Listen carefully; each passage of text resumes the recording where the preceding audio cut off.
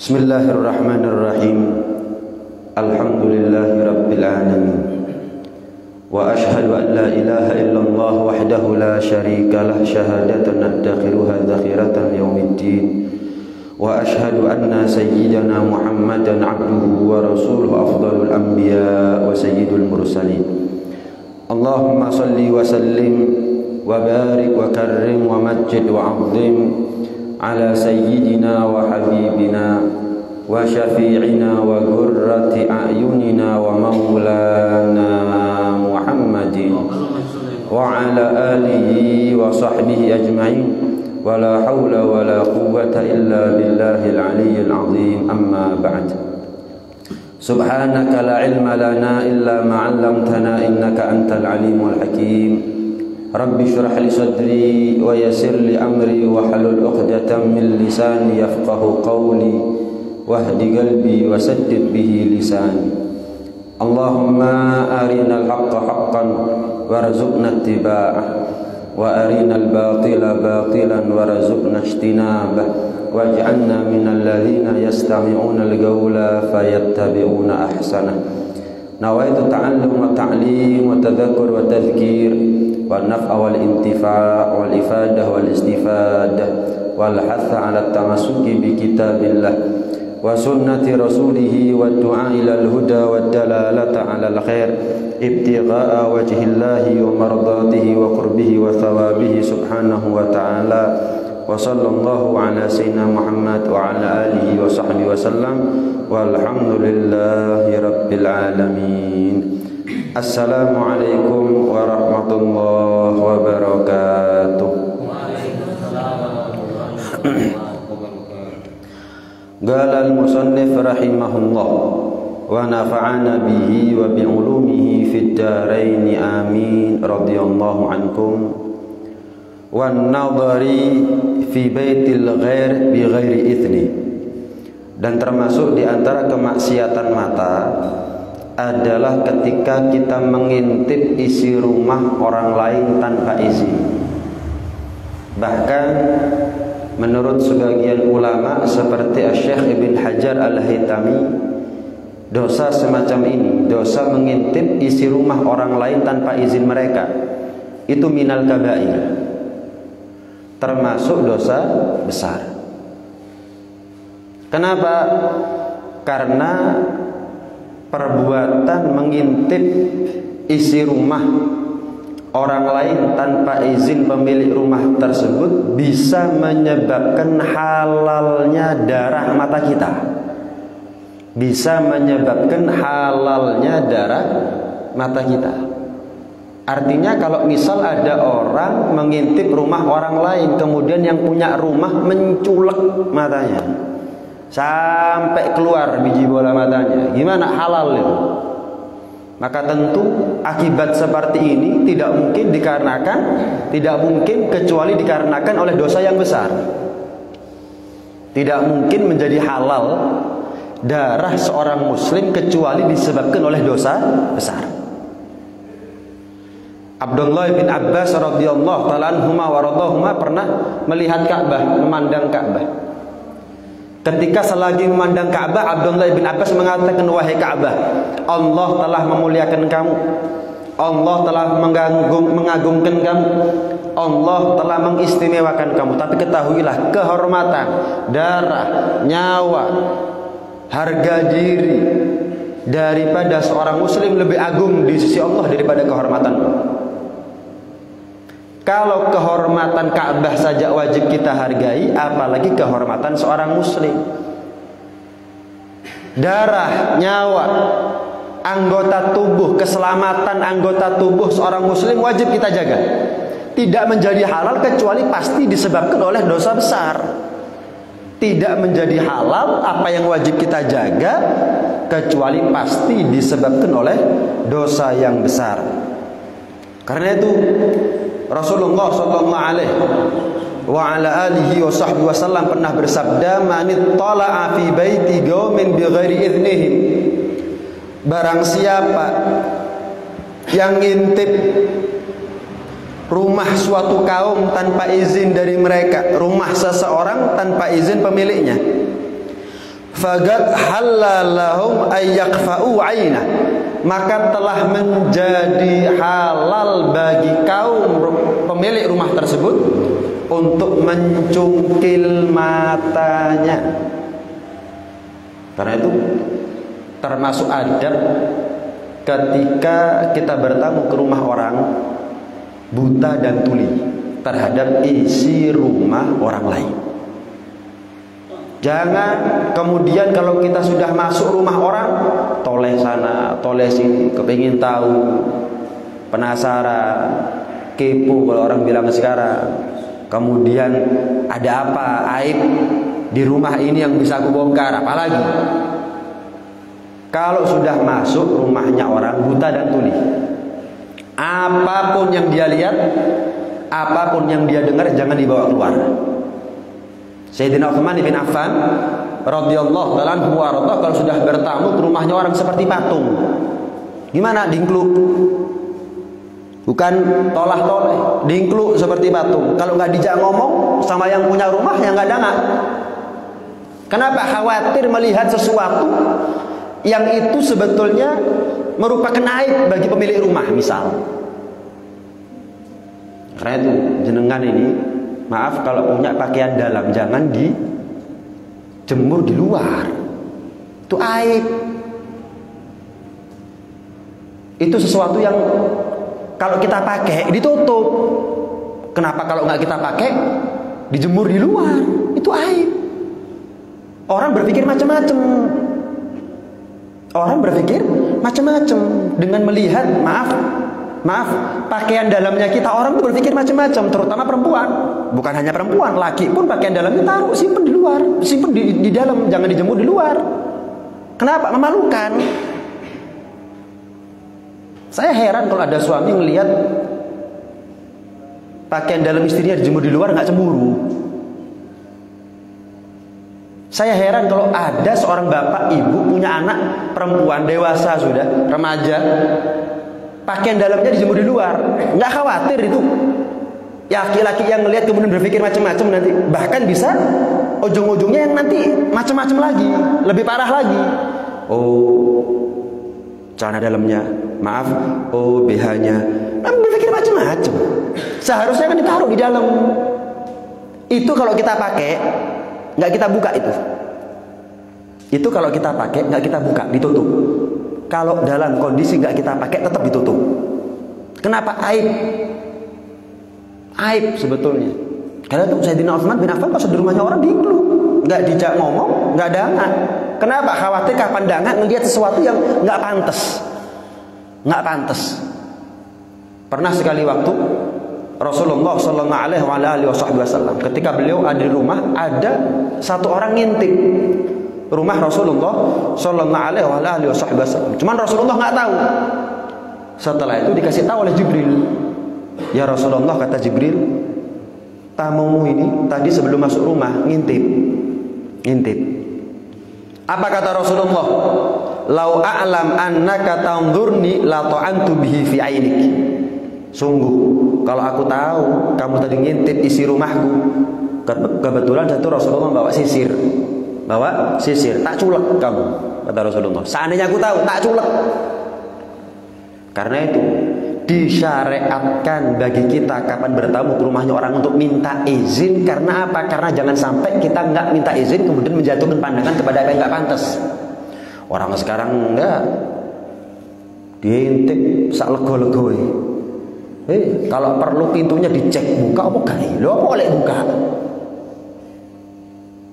Jangan bertamu itu ketuk pintunya kemudian ngadep keluar. Jadi ngadep ke sana ya. Assalamualaikum. Gak ada jawaban, ngadep keluar. Khawatir kalau yang membukakan pintu bukan yang mahram baginya. Khawatir yang membukakan pintu mungkin dalam keadaan gak siap, akhirnya ada yang terbuka, tersingkap auratnya. Begitu adabnya itu. Begitu adabnya. Kalau sudah ketuk pintu, balik badan. Kok nggak ada jawaban, baru balik badan lagi, assalamualaikum, balik badan lagi, terus begitu. Sampai dia yakin dia saat itu sebagai tamu diizinkan, dipersilahkan untuk masuk ke rumahnya oleh orang yang memang halal. Lah kalau di rumah itu ada perempuan satu, kemudian kita sebagai laki-laki diizinkan masuk, ya jangan masuk. Kenapa? Enggak berduaan laki perempuan, kecuali yang ketiga adalah syaitan. Jangan masuk sudah. Oh ya sudah, nanti aja kalau suaminya datang.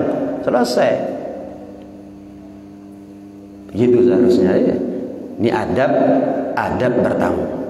Jadi kalau sudah ada di rumahnya orang, jangan jelalatan. Jangan jelalatan. Karena itu disyaratkan kita ucap salam sebelum masuk rumahnya orang. Agar apa? Agar tuan rumah tahu kalau ada tamu, sehingga dia sebagai tuan rumah bisa siap-siap apa yang perlu disembunyikan. Mungkin rumahnya kecil, nggak semuanya bisa ditaruh di lemari, sehingga ada beberapa hal yang perlu disembunyikan.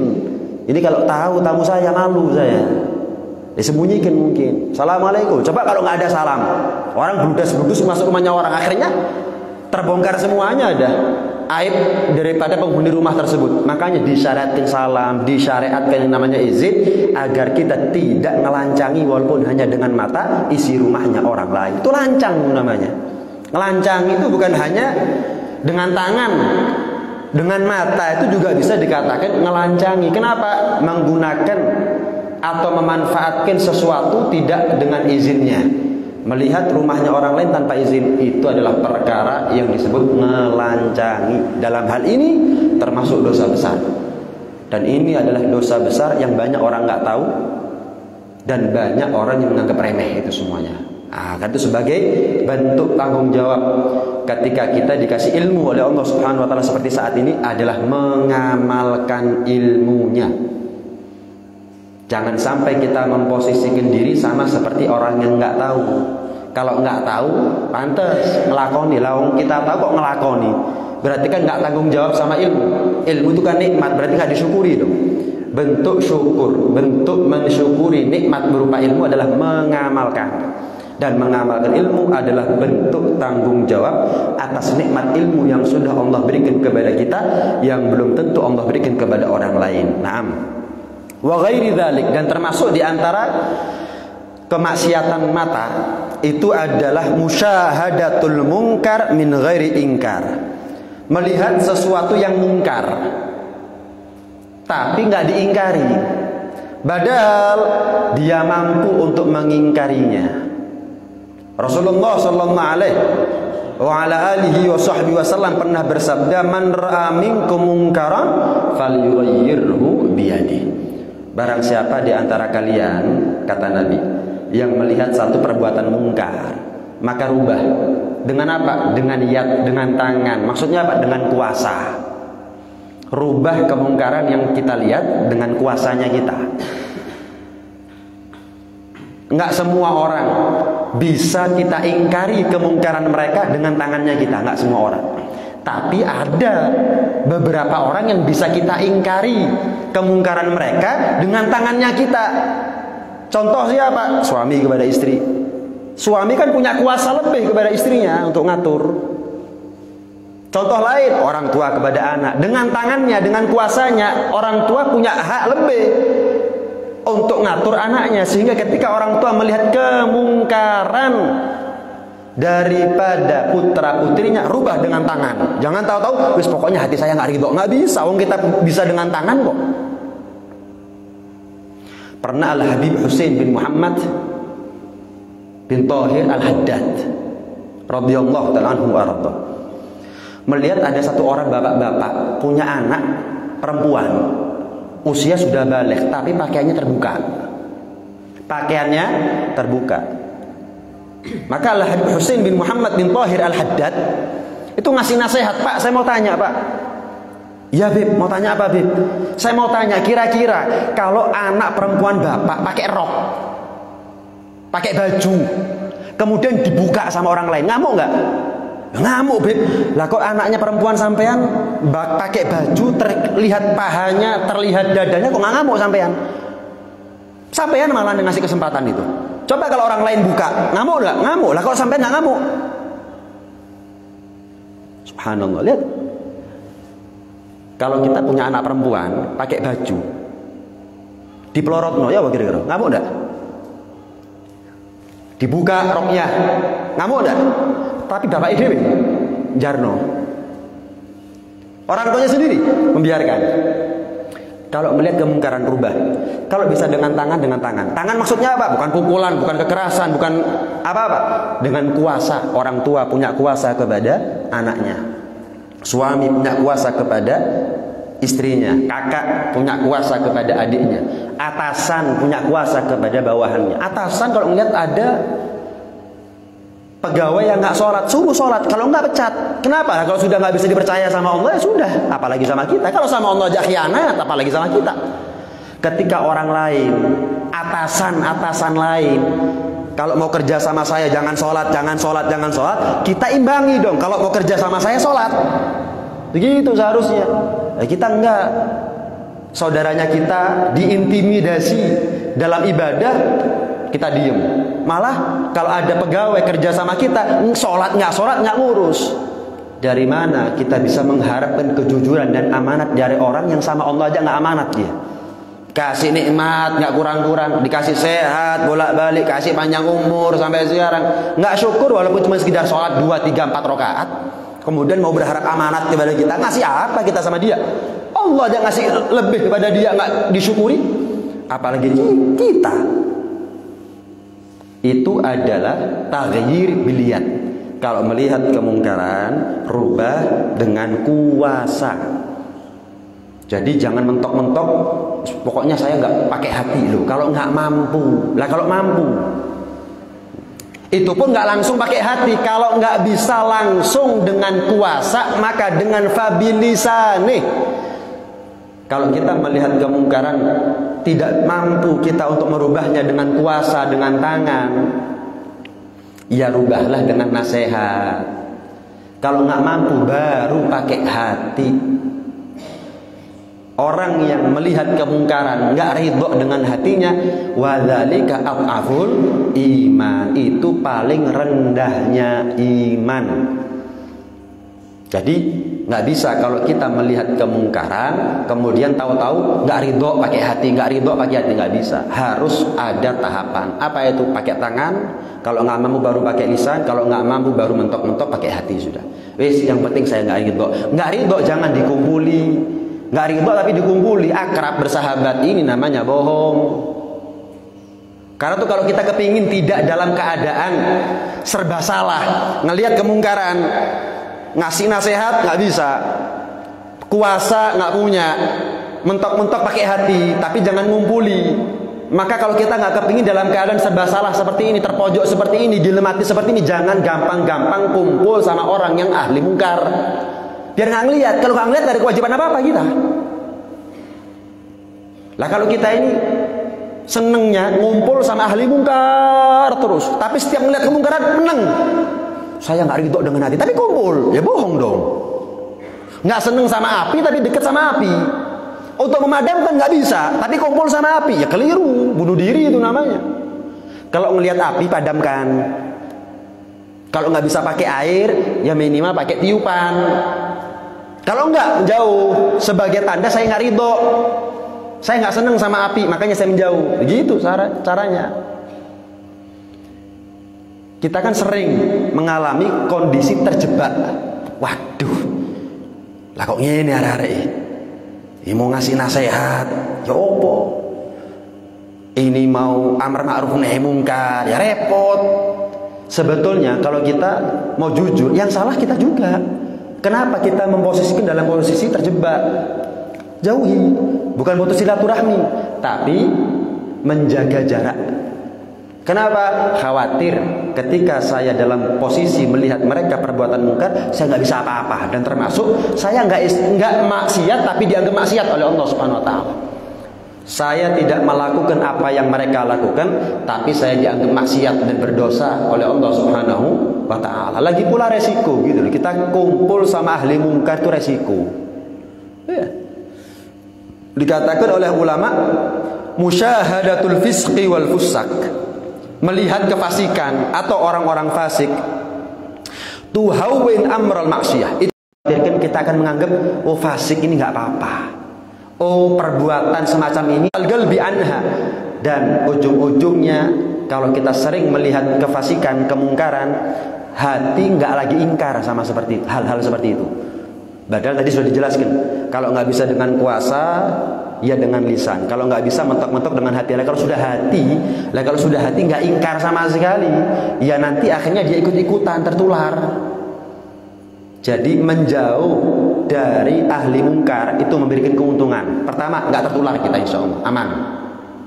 Yang kedua, kita insya Allah nggak terjebak dalam posisi harus ngasih nasihat kepada mereka, tapi kita nggak ngasih nasihat. Kalau kita nggak ngasih nasihat kepada mereka, kita berdosa.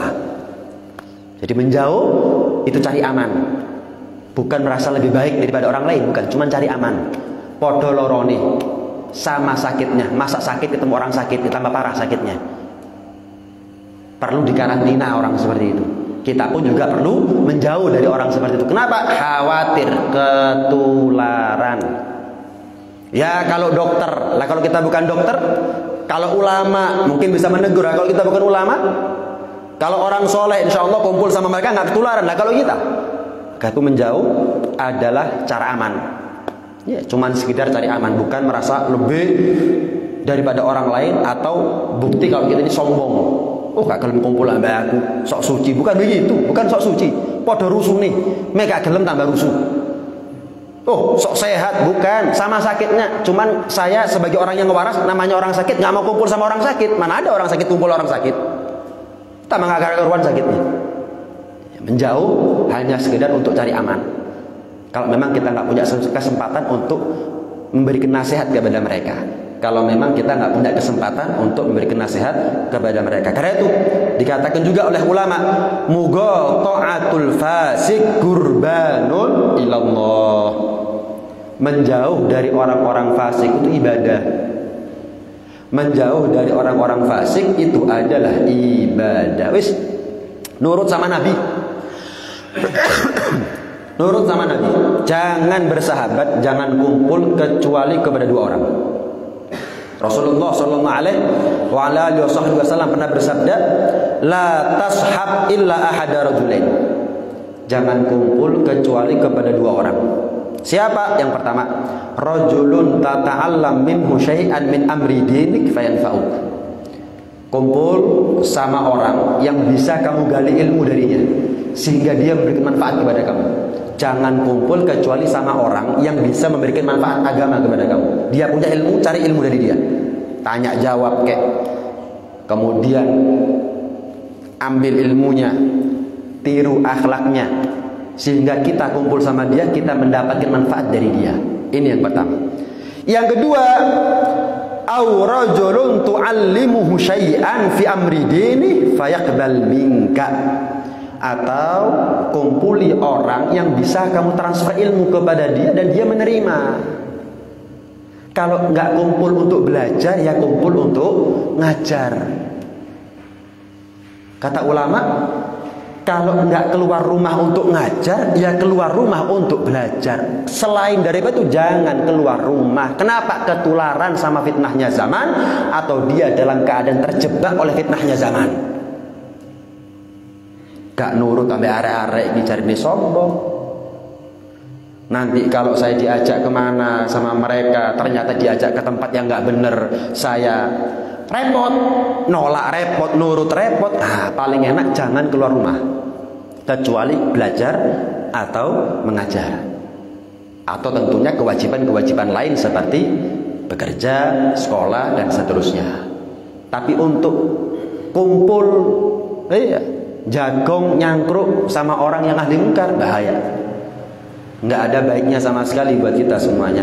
Wasalif fahrab minhu. Adapun orang yang ketiga, lari darinya.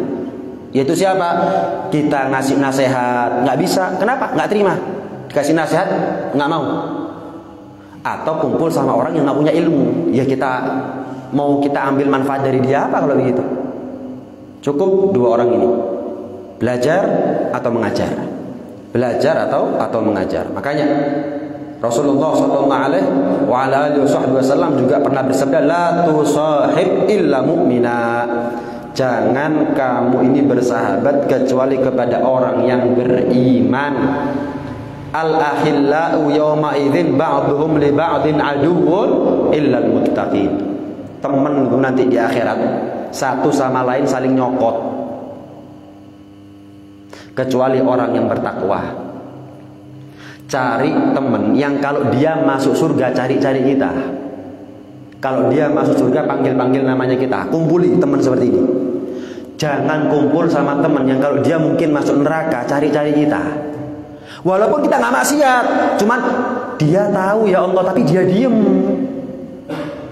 nggak ada usaha untuk menegur ya Allah, nyokot.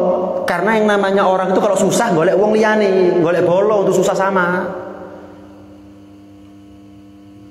Jadi apa untungnya kita kumpul sama pelaku kemungkaran?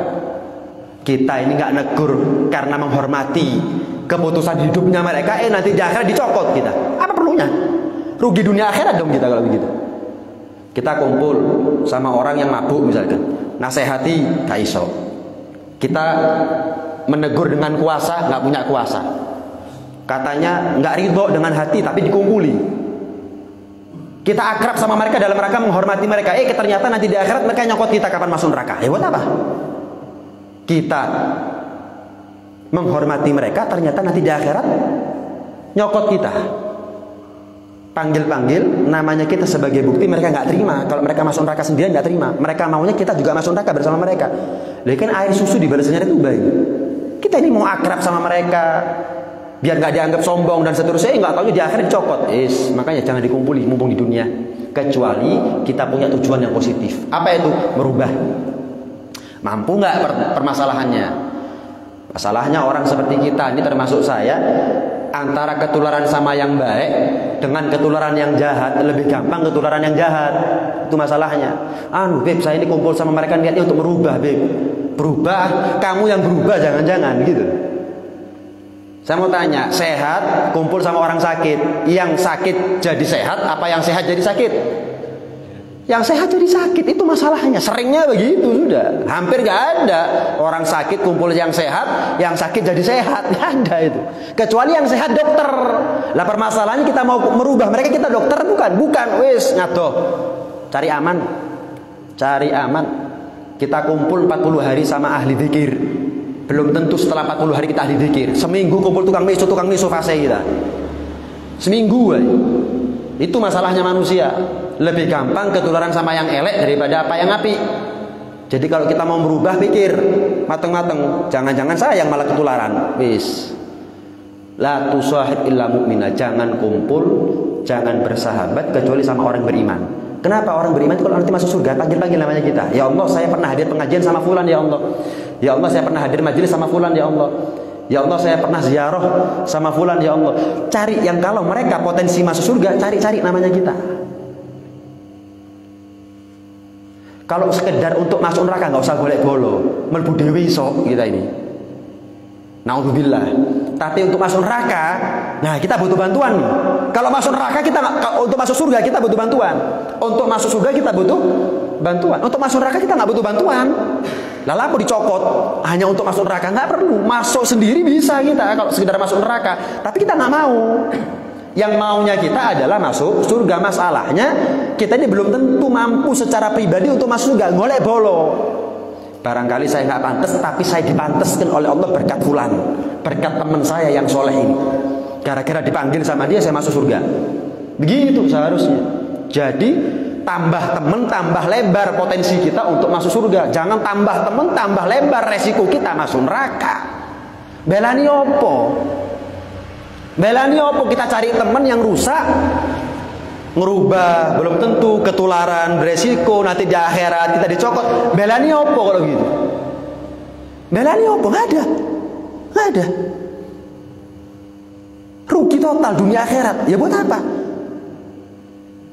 Cari temen, nggak tambah umur, tambah temen, kecuali tambah berpotensi kita untuk selamat dari neraka, masuk ke dalam surganya Allah Subhanahu wa taala. Karena itu Al-Imam Malik bin Dinar radhiyallahu ta'ala anhu arda. Pernah beliau duduk. Ketika beliau duduk, alas kakinya, sepatunya dijilati anjing. Dijilati anjing. Heran murid-muridnya, "Imam, sepatu Anda dijilati anjing, nggak apa-apa. Dalam mazhab Maliki, najisnya anjing bukan najis mughalladhah. Iya, bukan najis mughalladhah. Dalam mazhab tetap haram ya. Dimakan tetap haram, tapi masalah najisnya beda sama mazhab Syafi'i. Walhasil Al-Imam Malik bin Dinar tadi ini, bukan Imam Malik bin Anas, Imam Malik bin Dinar. Pakai sepatu dijilati anjing, ditegur sama santrinya, "Imam, sepatunya Anda dijilati anjing, nggak apa-apa. Ini lebih baik daripada teman yang buruk." Kenapa? Anjing nggak ada resiko neraka buat kita. Tapi kalau teman yang buruk, resiko neraka buat kita, buat apa? Hati-hati. Apa enaknya kita kumpul sama orang rusak? Apa enaknya? Sebutkan satu aja enaknya. Nggak ada. Nggak ada. Yang ada kita dianggap sama nanti sama orang, walaupun nggak sama sebetulnya. Dianggap bodoh. Dianggap sama. Padahal kita nggak melakukan apa yang mereka lakukan, tapi karena kumpul akrab sama mereka, dianggap bodoh, wis. Oh, ini kelakuannya begini, kebiasaannya begitu, apa itu? Oh, nggak mari-mari. Nih, karena itu Rasulullah SAW pernah bersabda begini, "Innama mathalul jalisi sholih wal jalisi su." Perumpamaan antara teman duduk yang baik dengan teman duduk yang buruk itu kahamilil miski wa nafikhil kir. Perbedaannya, perumpamaannya sama seperti kita barengi orang yang kemana-mana bawa minyak wangi, atau kalau kita berteman dengan orang yang buruk itu seperti kita barengi orang yang kemana-mana bawa bara api. Kalau kita kemana-mana barengi orang yang bawa minyak wangi, maka ada kalanya yang bawa minyak wangi ngasih minyak kepada kita, wangi akhirnya kita, wangi. Atau kalau kita mampu, mungkin kita beli minyaknya. Atau kalau enggak, minimal kita mendapatkan baunya.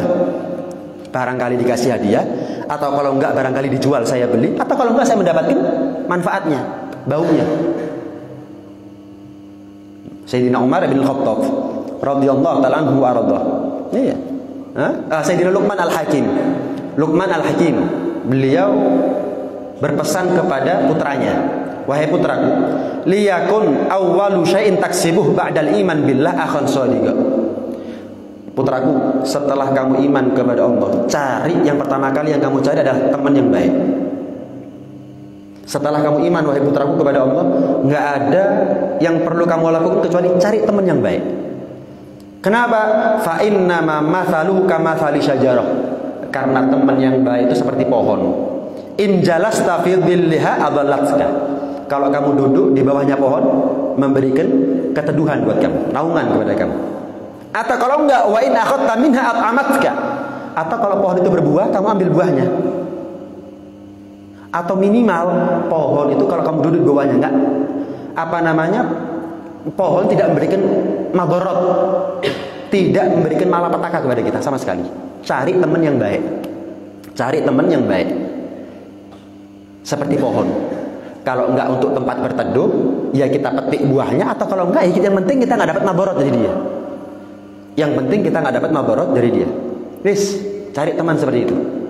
Sama, kita kumpul sama teman yang baik. Sama seperti kita kemana-mana barengi orang kemana-mana bawa minyak wangi. Mungkin kita dapat hadiah, atau mungkin dijual, kita beli. Atau kalau enggak, kita mendapatkan baunya saja, minimal itu. Iya. Tapi kalau kita kumpul sama teman yang buruk, ya sama seperti kita kemana-mana ngikuti orang yang bawa bara api. Rugi tok. Kenapa? Mungkin bajunya kita kepledian, akhirnya bolong, nggak karu-karuan. Atau tangan kita terbakar. Atau yang lebih parah, atau minimal kita mendapatkan bau asapnya tok, nggak ada enaknya.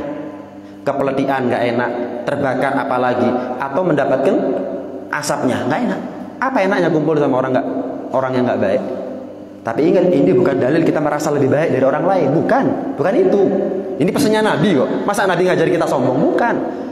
Milih-milih temen yang nggak boleh itu. Oh, saya kumpulnya sama anak pejabat tok. Kalau bukan anak pejabat saya nggak kumpul. Wah, itu nggak boleh. Saya milih temen, saya yang kaya tok, yang miskin saya nggak kumpul. Yang tinggalnya di kota saya temen, kalau tinggal di desa saya nggak temenan. Yang terkenal saya temenan, kalau nggak terkenal, kalau ganteng, kalau ayu baru, kalau elek nggak, itu yang nggak boleh. Tapi kalau temen yang buruk dijauhi, ya wajar dong. Mana ada orang sehat mau kumpul sama orang sakit, apalagi sama-sama sakit. Ya wajar dong. Bukan ini Nabi ngajari cari teman. Oh ini elek, berarti kok napi ngono ta? Bukan. Bukan, saya ini cuma merasa sakit. Saya nggak mau kumpul sama orang sakit. Jangan diartikan macam-macam nih sabdanya Nabi. Kadang-kadang orang kasih nasihat ini, lebih berarti kita ini beda-bedakan teman, kita merasa lebih baik. Bukan. Ya kalau sampai kamu merasa lebih baik, kon elek aku api. Nah, ini salah. Bukan itu. Bukan itu. Saya sakit. Saya nggak mau tambah sakit. Kalaupun saya sehat, saya nggak mau sakit gara-gara orang sakit. Selesai. Hal yang wajar kok. Hal yang lumrah. Milih teman yang baik. Nggak milih teman yang rusak. Ya wajar itu di mana-mana. Wajar. Ya. Hah? Malah ulama mengatakan apa? La tashab khamsatan. Jangan kumpul sama 5 orang ini. Siapa? Yang pertama ahmak. Orang yang bodoh. Diambil ilmunya nggak punya ilmu, dikasih ilmu nggak bisa. Kenapa bodoh? Nggak nangkep. Diambil ilmunya nggak punya ilmu karena bodoh, dikasih ilmu nggak bisa karena bodoh. Yang kedua bakhil, orang yang kikir. Apa enaknya coba? Kumpul sama orang yang kikir. Punyanya kita, punyanya dia sendiri. Itu orang kikir. Wong medit itu wae wong wae dhewe.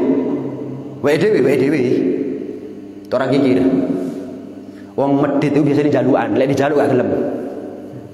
Orang medit begitu, jaluan. Punya, tapi kepingin punyanya orang lain, medit. Tapi wae dhewe dijaluk gak gelem. Apa enaknya coba kumpul sama orang seperti ini? Itu yang kedua. Yang ketiga fasik, orang fasik. Udah kita bahas. Yang keempat pembohong. Wah, ditipu terus kita kalau kumpul sama pembohong. Bingung gitu loh. Ki jujur apa gak? Ngomong jujur kok ditipu, digoroi. Kalau saya ngomong, dia bohong, suudzon. Waduh, dosa tok, rugi tok. Suudzon dosa, percaya dibohongi. Wah, nggak ada benernya orang nanti akhirnya kita. Dan yang kelima, qati'ur rahim. Jangan kumpul sama orang yang memutus tali silaturahmi.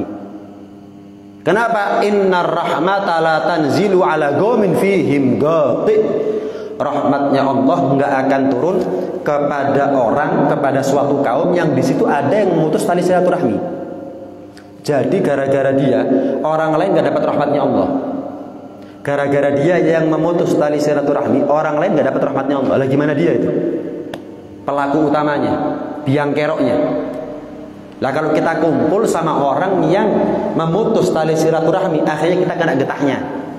Apa itu? Rahmatnya Allah sebagaimana nggak turun kepada dia, nggak turun kepada kita. Waliyadu billah min dzalik. Kemudian dikatakan al-jalisus salih khairun minal wihdah. Teman yang baik itu lebih baik daripada sendirian, tapi sendirian itu lebih baik daripada teman yang buruk. Ketemu, duduk dengan orang yang baik itu lebih baik daripada kita sendirian di rumah. Tapi sendirian di rumah itu jauh lebih baik daripada kita duduk ketemu sama teman yang buruk. Jadi kan main aman namanya. Kalau nggak betul-betul manfaat, saya nggak kumpul. Kalau nggak betul-betul manfaat, saya nggak kumpul. Sama kita ngeluarkan duit. Kalau nggak betul-betul manfaat, ya kita nggak akan keluarkan itu duit. Ada resiko rugi aja, kita nggak keluarkan itu duit. Belum tentu rugi beda. Resiko toh. Nggak. Kalau nggak betul-betul untung, nggak akan saya keluarkan di modal. Ya sama dong.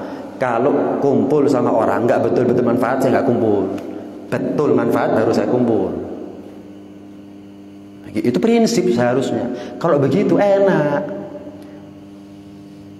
Kita ini mending punya sedikit teman tapi baik semuanya, daripada punya banyak teman dikenal humble, dikenal ramah, supel, welek kabeh dari koncone.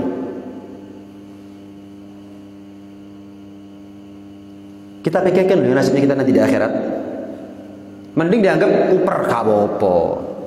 Urip di masjid tok kuper. Majelis pengajian kuper gak apa-apa. Hidupnya di dunia, hidupnya kita nanti di akhirat nggak tergantung bagaimana orang menilai kita. Ngasih apa sih? Mangani gini ya? Kok dirasani ngurus bingung? Nanti dianggap kuper biblo. Yang anggap kita kuper ngasih makan kita tak? Kita sekolah dibayari dia tak SPP-nya? Enggak kan? Lalu aku bingung. Seharusnya milih teman itu tanda bakti kepada orang tua. Milih teman tanda bakti kepada orang tua. Kenapa? Kalau kita salah berteman, kita akan menanggung malunya. Dan malunya kita malunya orang tua. Walaupun kita nggak melakukan perkara yang sama dengan apa yang mereka lakukan. Apalagi kalau kita melakukan perkara yang sama dengan mereka, ya kita durhaka dong sama orang tua. Kita mau jadi orang baik, tapi kumpulannya rusak, gimana ceritanya? Kita mau sehat, tapi kumpulannya orang sakit semua, ya gimana ceritanya? Orang tua kita kepingin kita selamat. Nah, kumpul sama orang-orang yang selamat. Tapi bukan berarti kita nggak kumpul sama orang itu berarti orang itu nggak selamat. Enggak. Cuman ya itu tadi, saya cari aman, titik. Itu adalah kewajiban buat kita. Kewajiban kita kepada Allah, kewajiban kita kepada Rasulullah, kewajiban kita untuk menjaga agama, kewajiban kita sama diri kita sendiri, kewajiban kita untuk bakti sama orang tua. Bakti sama orang tua. Iya. Makanya dikatakan apa? Ar-rajul ala dini khalilih falyanzur ahadukum man yukhalil. Seseorang itu tergantung agama temannya. Dalam ya, jeru Nabi itu bilang. Kita ini agamanya kita tergantung agama temannya kita. Jadi ada salah meguru, ada salah meguru, ada salah konco. Salah guru itu ada, salah konco itu ada. Salah guru itu fatal, salah konco ya fatal. Orang ukuran seperti kita kok. Kalau kita salah berguru, nanti salah beragama loh. Salah beragama. Tapi ketahuilah, salah berteman itu juga bisa salah beragama kita. Salah berteman, resikonya kita juga salah beragama. Apa buktinya? Nabi yang bilang, Al-mar'u ala dini khalili. Seseorang itu tergantung agama temannya, agama sahabatnya. Salah berkawan dengan seseorang, resiko yang paling fatal adalah tentang iman. Falyanzur ahadukum man yukhalil, kata Nabi. Pesannya Nabi, selektif kepada siapa kamu mau berkumpul, berteman, bersahabat. Selektif. Jangan sembarangan. Kenapa? Yang sedang kamu pertaruhkan adalah iman dan agamanya kamu sendiri. Abdullah bin Mas'ud mengatakan, "Ma min syai'in adallu ala syai'in walad dukhan 'alan nar minas sahib 'ala sahib." Di mana ada asap, di situ ada api. Sama. Di mana ada kejelekannya kita, pasti ada teman kita yang merusak kita itu. Oh, saya pernah begini. Kenapa? Fulan sing ngajak aku disik pertama kali. Oh, saya melakukan ini. Oh, fulan yang pertama kali mempengaruhi saya. Di mana ada asap, di situ ada api. Maka sama, di mana kita bermaksiat, pasti kita dapati teman yang ngajak kita maksiat. Teman yang ngajak kita maksiat. Iya. Adi bin Zaid mengatakan, anil mar'i la tas'al wasal an garinih fa innal garina bil mugaran yaqtadi. Tentang seseorang jangan kamu tanya, ya apa kon, enggak usah, cukup dilihat kumpulannya, itulah dia. Karena secara umum, lumrahnya, wajarnya orang yang satu dengan orang yang lain saling mengikuti, saling meniru. Api yo api, elek yo elek. Cuman orang lebih gampang ketularan apa sing elek timbangane sing api.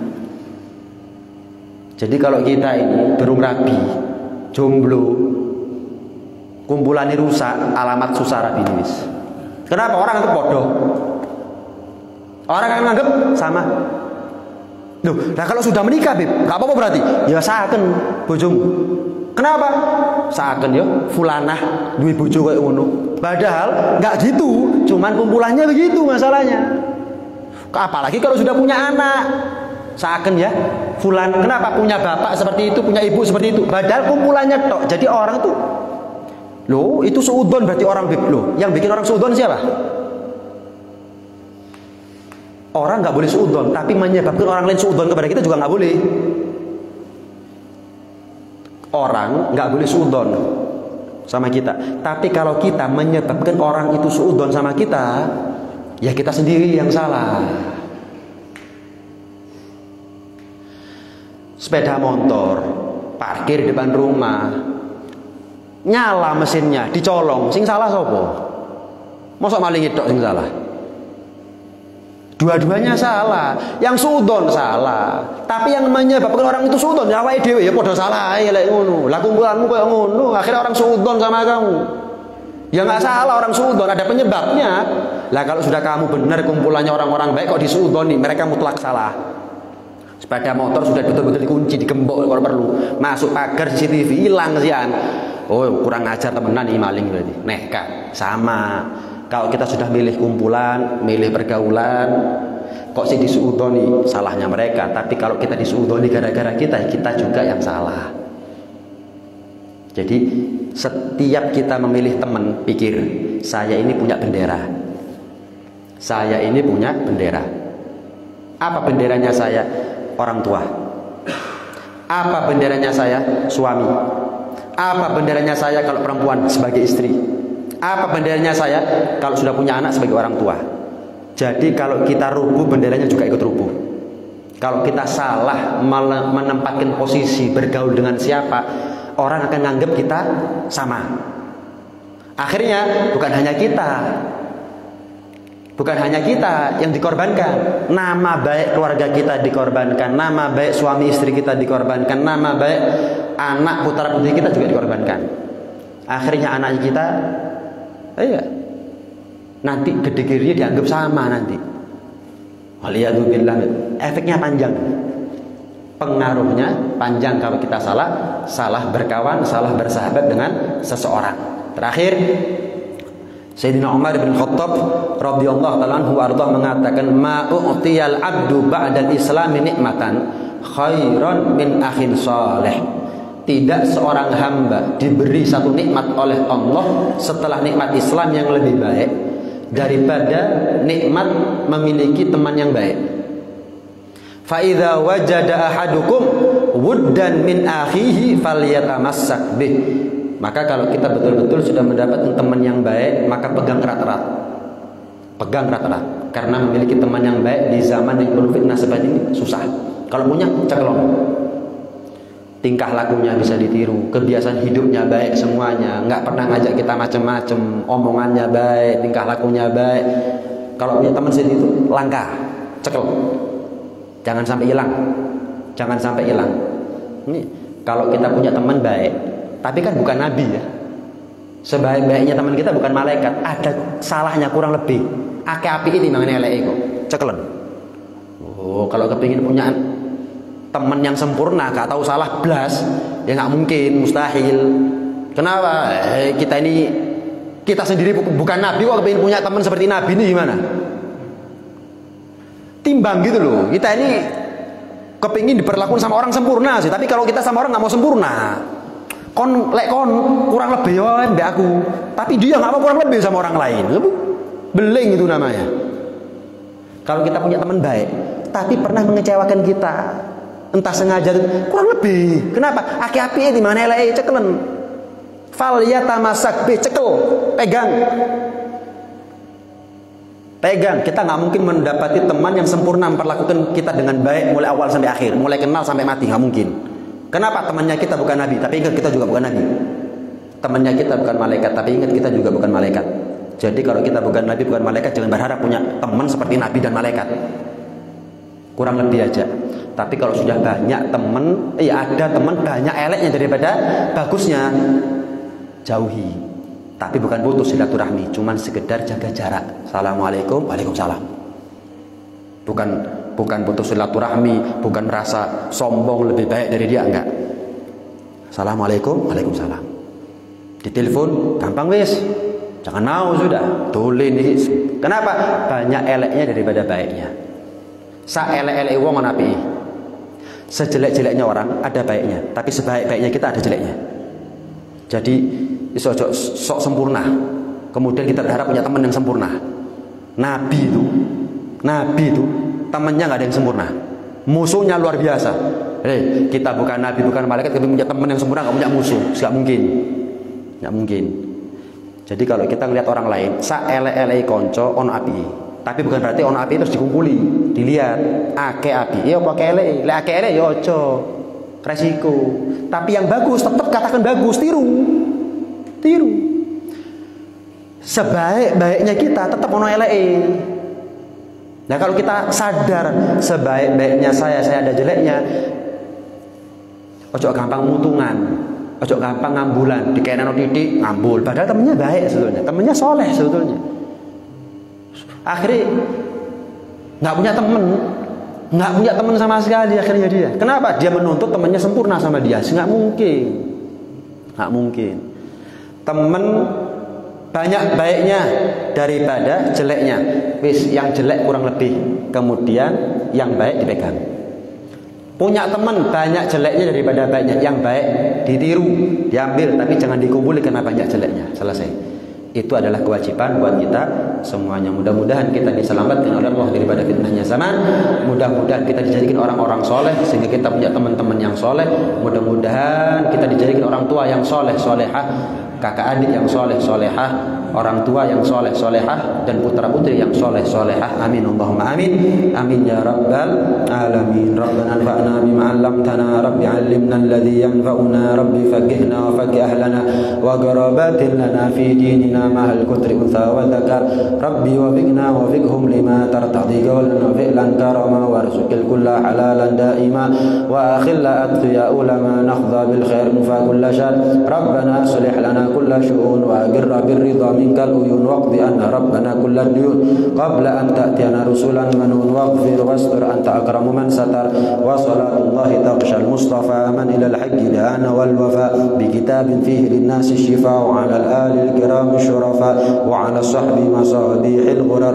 Allahumma ahdina bihudak waj'alna mimman nusari'u fi ridhak wa la tuwallina waliyan siwak wa la taj'alna mimman khalafa amraka wa aswak wa hasbunallahu wa ni'mal wakil wa la hawla wa la quwwata illa billahil aliyyil azim.